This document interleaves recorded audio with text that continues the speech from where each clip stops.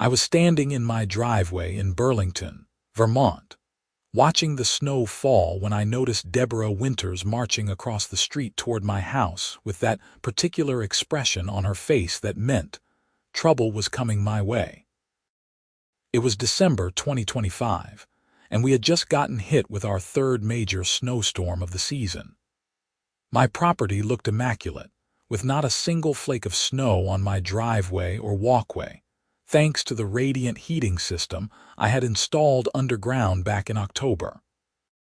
The system used a network of heated tubes beneath the concrete to automatically melt snow as it fell, eliminating the need for shoveling or plowing entirely. I had spent nearly $15,000 on the installation, but after 3 winters of throwing out my back with a shovel, it was worth every penny.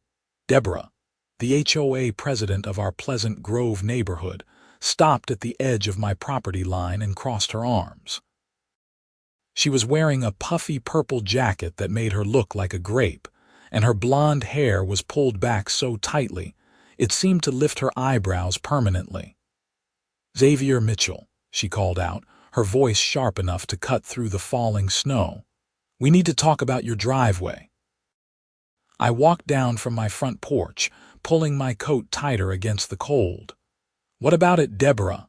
The HOA board has received several complaints about the heat coming from your property. Mrs. Henderson across the street says the steam rising from your driveway is creating fog that makes it hard to see while driving. And the Petersons next door claim the runoff water is freezing on their driveway and creating a hazard." I looked at my driveway. There was a slight bit of steam rising from the warm concrete meeting the cold air, sure, but nothing that would create actual fog. And as for runoff, my contractor had specifically installed drainage channels that directed all meltwater into my yard's drainage system, nowhere near the neighbors. "That's not accurate, Deborah. The system was professionally installed with proper drainage. There's no runoff going anywhere except my own property." She pulled out her phone and started scrolling. According to HOA Bylaw Section 12, Subsection 4, any modifications to exterior property that affects neighboring properties requires board approval. You never submitted any paperwork about this heating system. "I checked the bylaws before installation," I said, keeping my voice level. "That section applies to structures and visual modifications. This is underground infrastructure, no different than if I had replaced my sewer line or installed a sprinkler system." Deborah's face flushed red. "The board will be the judge of that. I'm formally notifying you that we're calling the Burlington Building Department to have your system inspected. If it's not up to code or if it's creating hazards, you'll need to remove it." "Fine by me," I said. "I have all my permits and inspection certificates. The system is completely legal." "We'll see about that." She turned on her heel and marched back across the street, her boots crunching in the snow that was rapidly accumulating on her own unshoveled driveway. I went back inside and called my contractor, Mike Peterson, from Advanced Heating Solutions. He answered on the second ring. "Mike, it's Xavier. The HOA is threatening to report my radiant heating system to the building department." Mike laughed. "Let them. We pulled all the proper permits, had 3 separate inspections during installation, and got final approval from the city. Your system is more legal than most of the houses in that neighborhood.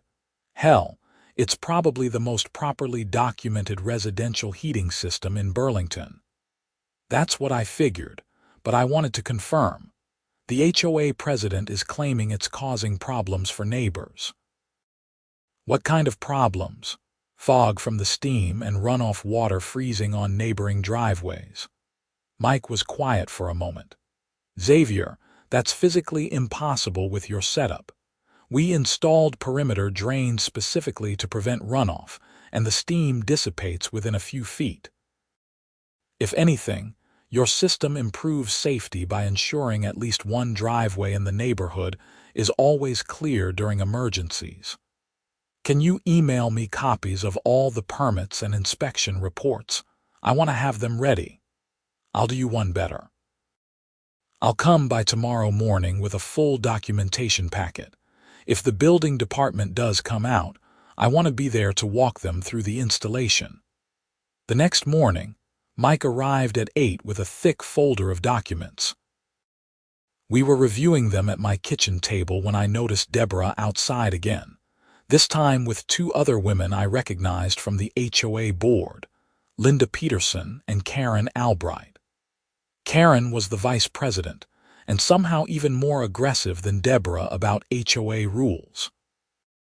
She had once tried to fine a neighbor $200 because their mailbox was painted navy blue instead of the approved midnight blue shade. The three of them were standing in a cluster, gesturing at my driveway and taking pictures with their phones.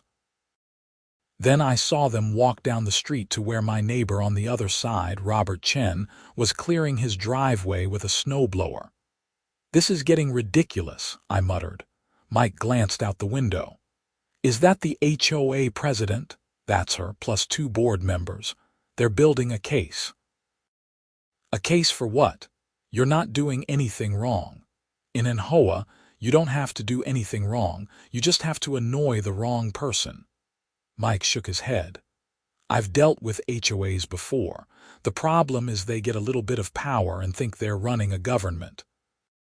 Most of them don't understand the actual laws and codes they're supposed to follow." Around noon, a white truck from the Burlington Building Department pulled up outside. A man in his 50s climbed out, wearing a city jacket and carrying a clipboard. I grabbed my folder of documents and headed outside, with Mike right behind me. Deborah and her crew were already intercepting the inspector, talking rapidly and pointing at my driveway. I caught phrases like neighborhood safety and unauthorized installation as I approached. "Excuse me," I called out. "I'm Xavier Mitchell, the homeowner. Can I help you?" The inspector turned to me with a tired expression that suggested he had been through this sort of thing before. "I'm Gary Thompson, building inspector. I received a complaint about an unpermitted heating system on this property. I have all my permits right here." I handed him the folder. "The system was installed by Advanced Heating Solutions in October with full city approval. This is Mike Peterson, the contractor." Gary took the folder and began flipping through it. His expression changed from skeptical to impressed as he reviewed the documents. "This is very thorough. Permit number, inspection dates, engineer certifications, drainage plans. This is better documentation than I see on most commercial projects." "We run a professional operation," Mike said. "Everything by the book." Deborah stepped forward. "But what about the safety hazards? The fog and the water damage?" Gary looked at her. "What fog and water damage?" "The steam from his driveway creates visibility problems, and the runoff is freezing on neighboring properties." The inspector looked at my driveway, then at the neighboring properties, then back at Deborah. "Madam, I don't see any fog. There's some minor steam, which is normal for a radiant heating system, but nothing that would affect visibility beyond a few feet." "Well, it's worse when it's actively snowing," Deborah said, her voice rising. "It's snowing right now," Gary pointed out, "and I can see clearly across the street." Karen Albright spoke up. "What about the runoff? That has to be a code violation." Gary walked around the perimeter of my driveway, examining the edges. He knelt down and inspected the drainage channels. "The runoff management looks properly installed. All meltwater is being directed into an on-property drainage system. That's exactly what the code requires." "But the neighbors say water is getting on their driveways," Deborah insisted. "Then that water isn't coming from this system," Gary said flatly. He spent the next 20 minutes conducting a thorough inspection. checking the installation points, measuring the temperature of the concrete, and reviewing the technical specifications against the approved plans. Finally, he made some notes on his clipboard and turned back to me. "Mr. Mitchell, your system is fully compliant with all city codes and regulations. The installation is professional grade and actually exceeds minimum requirements in several areas. I'm closing this complaint as unfounded." "Thank you," I said. Gary turned to Deborah. "Madam, filing false complaints with the building department is a serious matter. We have limited resources, and frivolous calls take us away from legitimate safety concerns. I'm going to note in my report that this complaint was made without merit."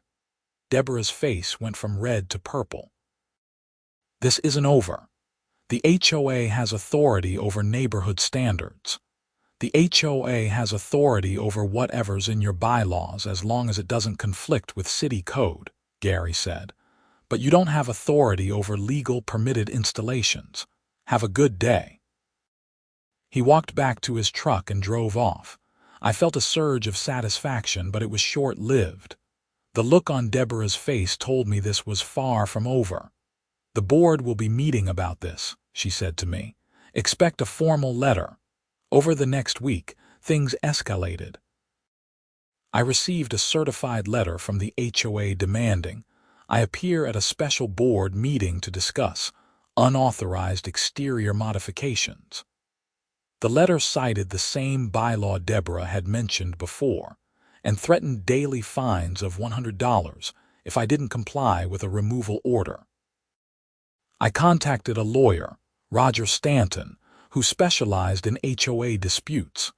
He was a broad-shouldered man in his 40s with graying hair and a no-nonsense attitude. "Let me get this straight," Roger said, leaning back in his office chair. "You installed a permitted, inspected, and approved radiant heating system. The building department confirmed it's legal, and now the HOA wants to fine you for it. That's the situation. And they're claiming it falls under exterior modifications requiring board approval?" "Yes." Roger pulled up the HOA bylaws on his computer and read through them. "This is interesting. The bylaw they're citing specifically mentions structures, fences, paint colors, landscaping changes, and exterior lighting. There's nothing about underground utility systems." That's what I thought. More importantly, Vermont state law is clear that HOAs cannot prohibit or restrict something that's legally permitted by local government. They're overstepping their authority. He leaned forward. "Here's what we're going to do. You're going to attend that meeting, and I'm going to come with you. When they try to fine you, I'm going to explain exactly why that would be illegal. If they proceed anyway, we'll file an injunction and likely a countersuit for harassment." The board meeting was scheduled for the following Tuesday at 7 in the evening at Deborah's house.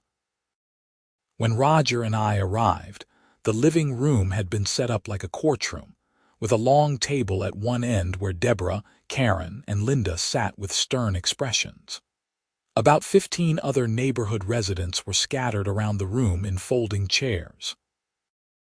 "Mr. Mitchell," Deborah began formally, "you're here because you've made unauthorized modifications to your property that affect the neighborhood. The board has reviewed the situation and—" "Excuse me," Roger interrupted, standing up. "Before you go any further, I'm Roger Stanton, Mr. Mitchell's attorney. I need to clarify some legal issues here." Deborah's eyes narrowed. "This is an HOA matter, not a legal matter." "Actually, it became a legal matter when you threatened my client with fines for a legally permitted installation. The HOA bylaws section you're citing doesn't apply to underground utility systems. Furthermore, Vermont state law prohibits HOAs from restricting legally permitted improvements."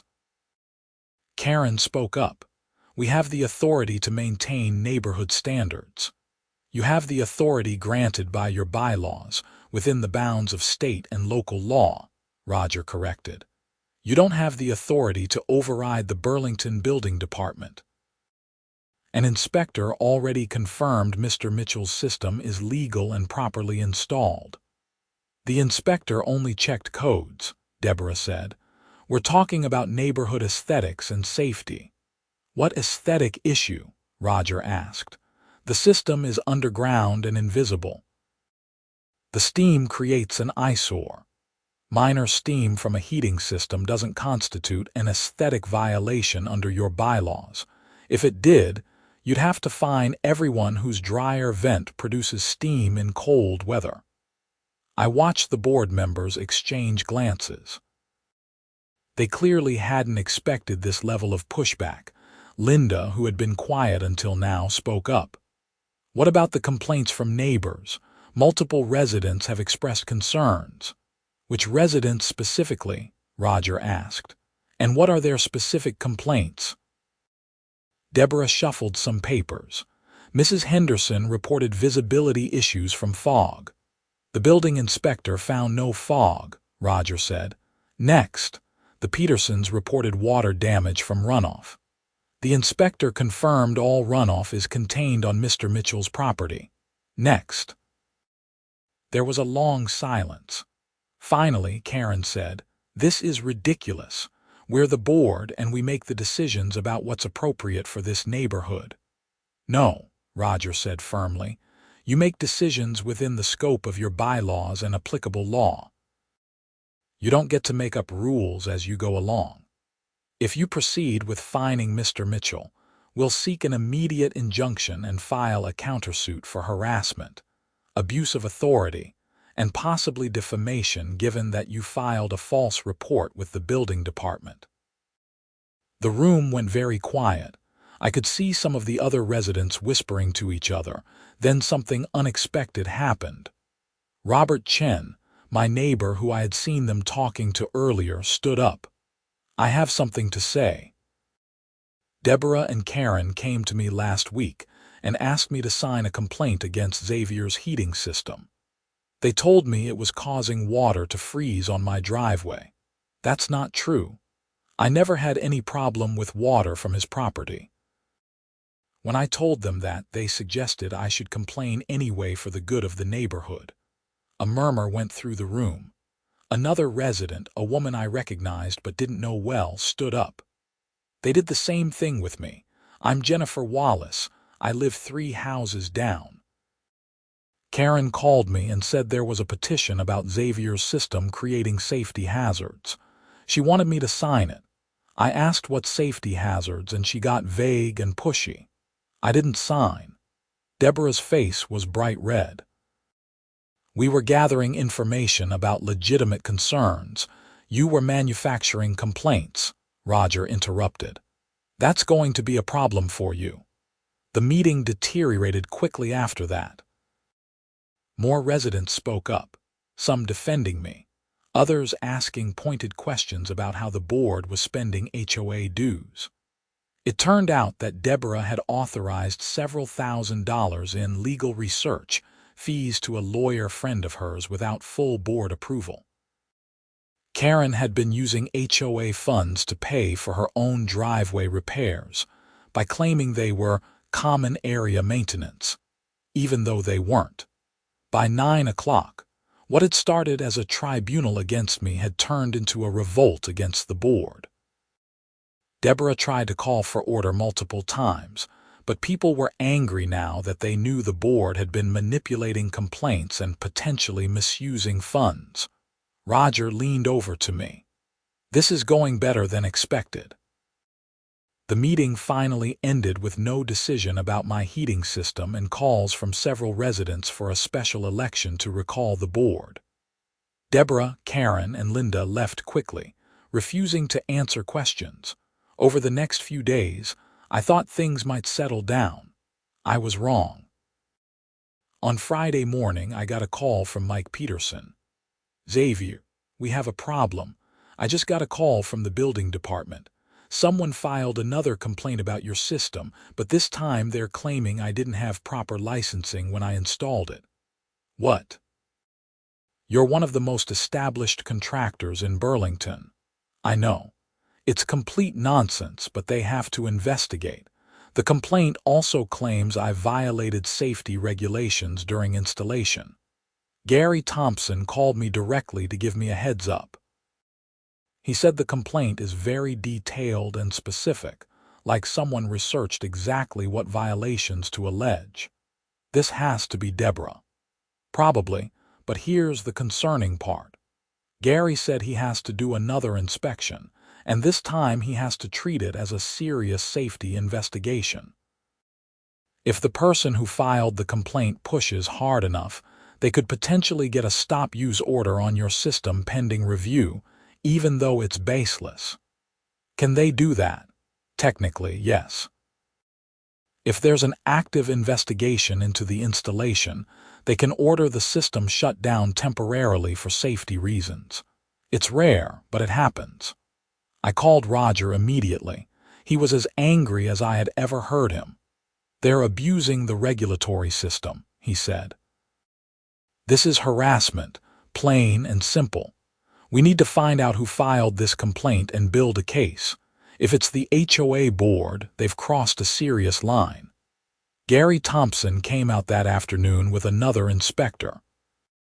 They spent 3 hours examining every aspect of the heating system installation, checking permits, reviewing Mike's licensing credentials, and testing safety systems. I stood in my driveway in the cold, watching them work and feeling furious that I had to go through this.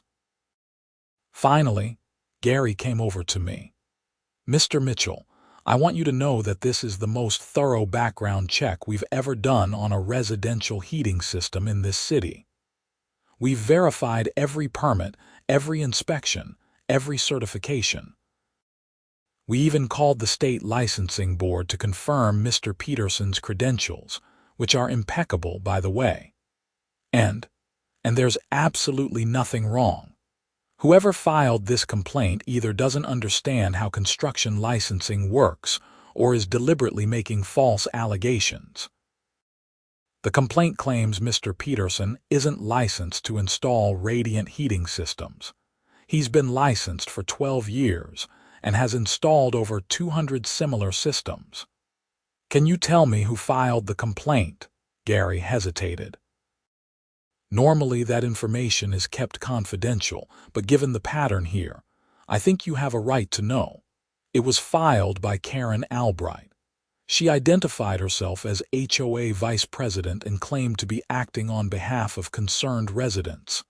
Karen again. "Mr. Mitchell, I'm going to be frank with you. This is the second frivolous complaint we've received about your property in 2 weeks. Our department takes false reporting seriously. I'm going to be recommending to my supervisor that we send Miss Albright a formal warning letter. If she files another baseless complaint, there could be fines or other consequences." After Gary left, I called Roger and filled him in. He was quiet for a long moment. "Xavier, I think it's time we go on offense. The HOA board is engaging in a sustained campaign of harassment against you. We have documented evidence of false complaints, manufactured allegations, and abuse of regulatory processes. I want to file a lawsuit against Deborah Winters, Karen Albright, and Linda Peterson personally, as well as the HOA as an entity." "What are the grounds?" "Harassment, defamation, abuse of process, and violation of Vermont's homeowner protection statutes. We can also seek damages for your legal fees, time lost dealing with this, and emotional distress. More importantly, we can get a restraining order preventing them from filing further complaints or taking action against you. Do it." Roger filed the lawsuit on Monday morning.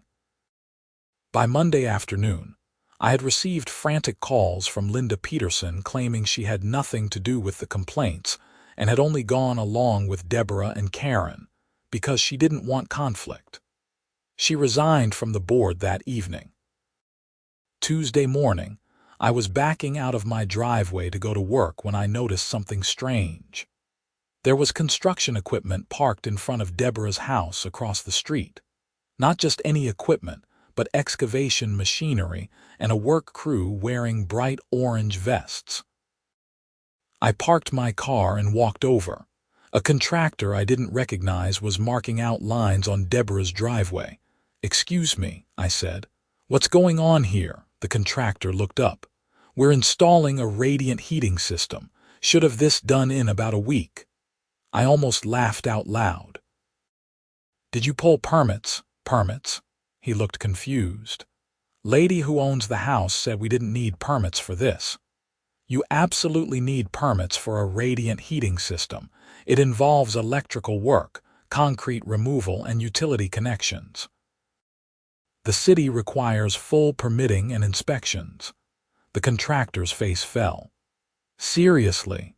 She said it was like installing a hot tub, no permits required. "She's wrong. If you start work without permits, you'll be in violation, and so will she." I walked back to my house and called Gary Thompson at the building department. "Gary, it's Xavier Mitchell. I've got a situation you need to know about. Deborah Winters across the street is having a radiant heating system installed without permits." There was a pause. "You're kidding." "I'm watching them set up equipment right now. Same kind of system you have." "Looks like it." Gary sighed deeply. "I'll send someone out within the hour.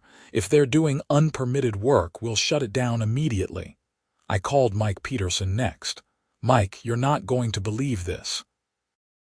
Deborah is installing a radiant heating system without permits." Mike started laughing. "Oh, that's rich. After all the grief she gave you. Who's doing the installation?" "I don't recognize the company." The contractor seemed surprised when I told him he needed permits. That's bad news for both of them. The city doesn't mess around with unpermitted work, especially after we just had 2 major inspections in your neighborhood. They're going to be watching closely.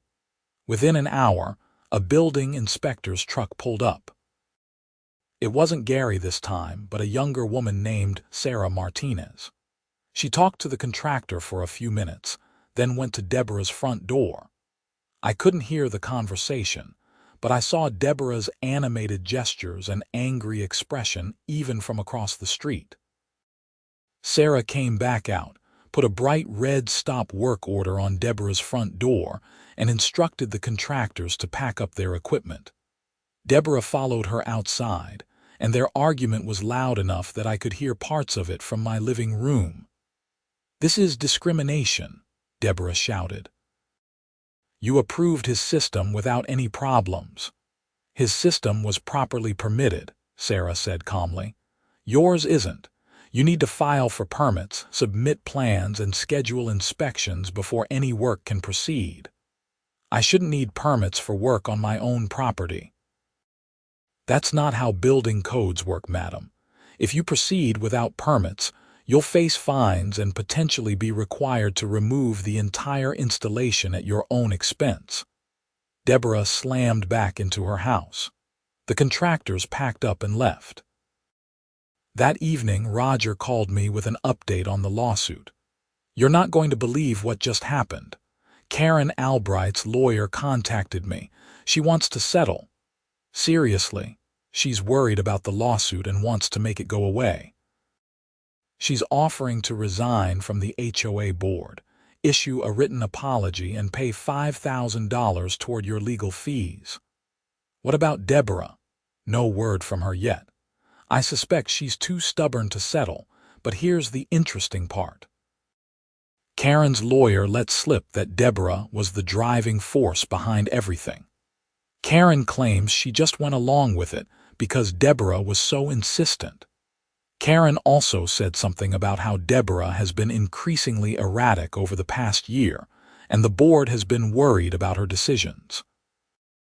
That tracks with what I've seen. I told Karen's lawyer we'd consider the settlement offer, but we're not dropping the suit against Deborah. We have too much evidence of her direct involvement in filing false complaints." 2 days later, I received a notice in my mailbox. It was from a group of residents organizing a special election to recall the HOA board. They needed signatures from 20% of homeowners to trigger the election, and they had already exceeded that threshold. The election was scheduled for 3 weeks out. I signed the petition enthusiastically.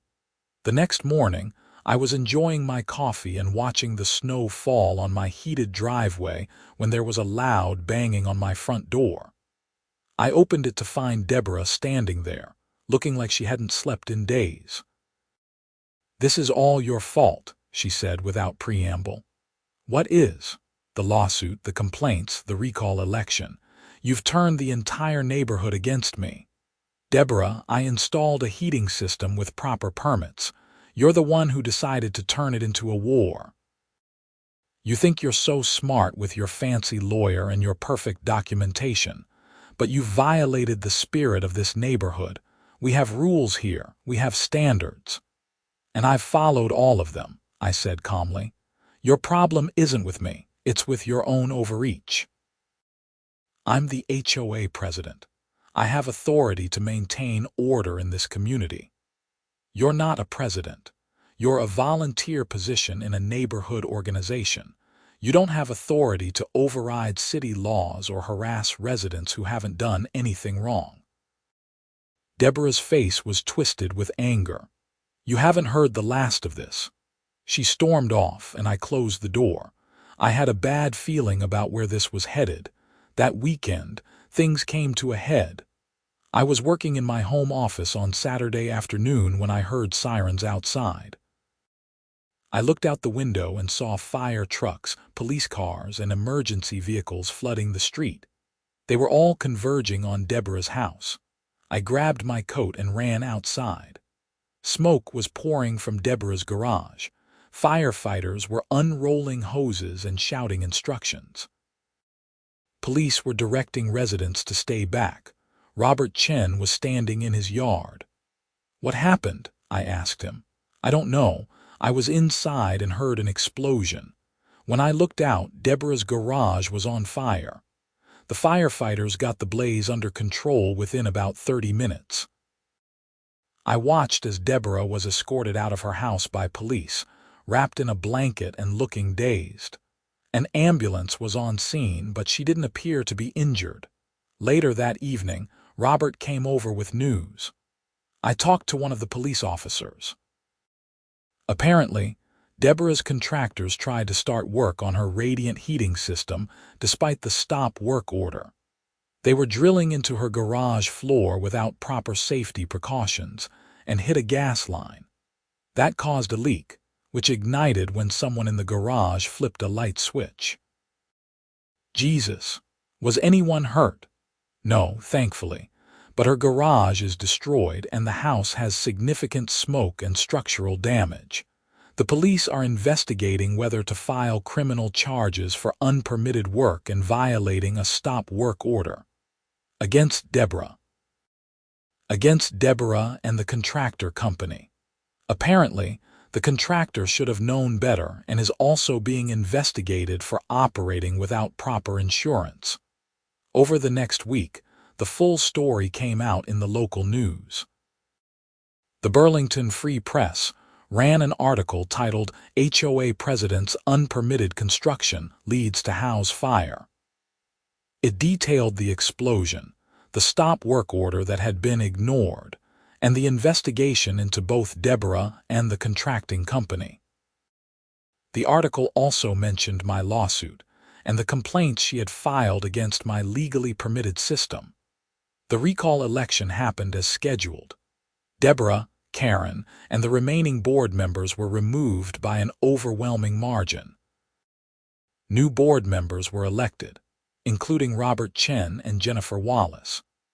One of their first acts was to issue a formal apology to me on behalf of the HOA and to adopt new bylaws clarifying that legally permitted improvements couldn't be restricted by the board.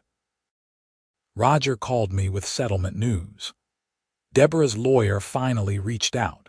She's facing potential criminal charges for the fire, her house is unlivable, and she's dealing with insurance issues because the damage resulted from unpermitted work. She wants to settle your lawsuit. What's she offering?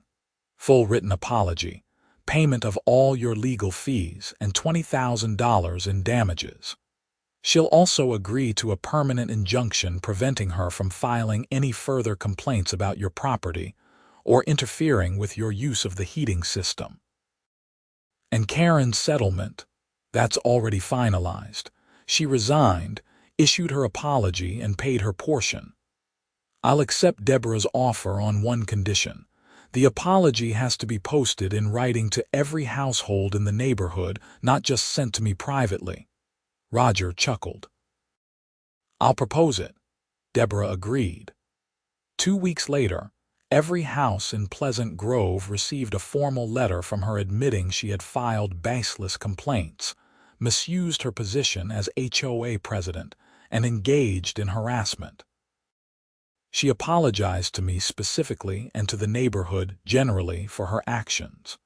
The criminal investigation took longer to resolve. In March 2026, the Burlington City Attorney's Office announced they were filing charges against Deborah and the contracting company. Deborah was charged with knowingly violating a stop work order and reckless endangerment. The contracting company was charged with operating without proper licensing and insurance, performing unpermitted work, and negligent practices leading to the gas line rupture. I attended the hearing in June. The courtroom was small, and I sat in the back row. Deborah looked diminished somehow, wearing a conservative suit and keeping her eyes down. Her lawyer argued that she had made an error in judgment, but hadn't intended to cause harm. The prosecutor pointed out that she had been explicitly warned about permit requirements and had chosen to ignore them. The judge wasn't sympathetic. Miss Winters, you held a position of authority in your neighborhood association. You used that position to file false complaints against a neighbor who had done everything correctly and legally. When you decided to install a similar system yourself, you ignored the very requirements you had tried to enforce against others. Your actions led to a fire that could have seriously injured or killed people. This court takes that extremely seriously. Deborah was sentenced to 6 months in jail, suspended pending 2 years of probation, and ordered to pay a $15,000 fine. She was also ordered to reimburse the city for the cost of the emergency response to the fire. The contracting company lost their business license and faced their own fines. By the time summer arrived, life in Pleasant Grove had settled into a new normal. The new HOA board was reasonable and focused on actual community improvement rather than petty enforcement. Deborah had moved out of the neighborhood, her damaged house sold to a young family who spent months renovating it. Karen Albright kept a low profile and avoided me whenever we crossed paths. My radiant heating system worked perfectly through the remainder of winter and was ready for the next season. Several neighbors actually asked me for Mike Peterson's contact information because they wanted similar systems installed, with proper permits, of course. One evening in August, I was grilling dinner in my backyard when Robert Chen came over with a 6-pack of beer. We sat on my deck, watching the sun set over the Green Mountains. "You know what's funny?" Robert said. "If Deborah had just left you alone, none of this would have happened. She could have installed her own heating system legally, stayed as HOA president, and everyone would have been fine. Some people can't stand seeing others do something they haven't approved," I said. "It was never really about the heating system. It was about control. The new board is so much better. Did you see they're organizing a neighborhood barbecue next month? When was the last time the HOA did something actually fun? I don't think they ever have, at least not since I've lived here." Robert raised his beer. "Here's to proper permits, good contractors, and the end of petty tyranny." I clinked my bottle against his. "I'll drink to that." The lawsuit settlement money more than covered my legal fees, and I donated the excess to a local nonprofit that helped homeowners fight HOA overreach. Roger Stanton told me he was getting more clients who had heard about my case and were dealing with their own unreasonable HOA boards. In October, a local news station did a follow-up story about the case. They interviewed me, Roger, and the new HOA board members. The story focused on the importance of following proper procedures and the dangers of HOA boards overstepping their authority. It got picked up by regional news outlets and apparently became something of a cautionary tale in HOA management circles. Mike Peterson's business boomed after all the publicity. He called me one day to thank me for the inadvertent advertising. I've installed 5 more radiant heating systems in Burlington this fall, all with happy customers and 0 HOA complaints, he said. I'm actually thinking of expanding to offer them as a specialty service. Just make sure everyone gets their permits, I joked, always. After what happened with Deborah, I'm probably more paranoid about documentation than ever. The following winter was even snowier than the previous one, with several storms dropping over a foot of snow at a time.